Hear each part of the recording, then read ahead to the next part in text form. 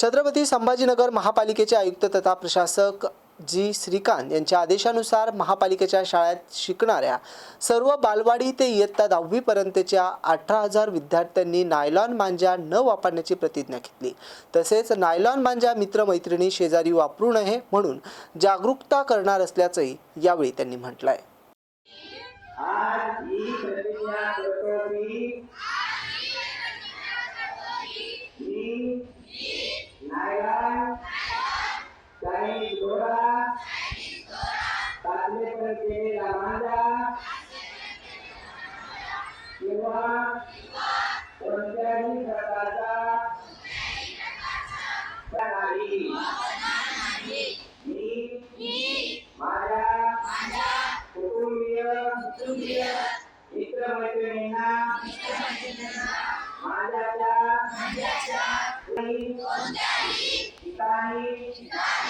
Nylon मांजाची विक्री आढळल्यास मी संबंधित पोलिसांना कळवेन।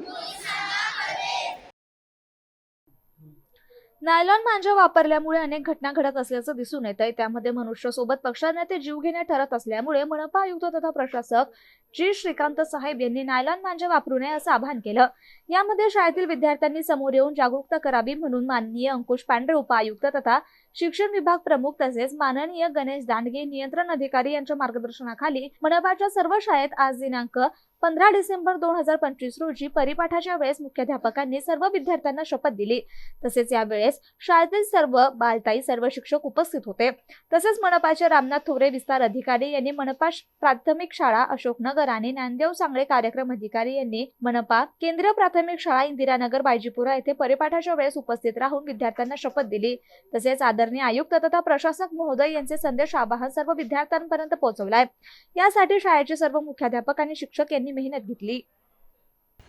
आज छत्रपती संभाजीनगर महानगरपालिकेचे माननीय आयुक्त तथा प्रशासक महोदय आणि जी श्रीकांत साहेब यांच्या आदेशानुसार महानगरपालिकेच्या एकूण 50 शाळेतील 18,000 विद्यार्थ्यांना नायलॉन मांजा वापरू नये याबाबतची शपथ देण्यात आली।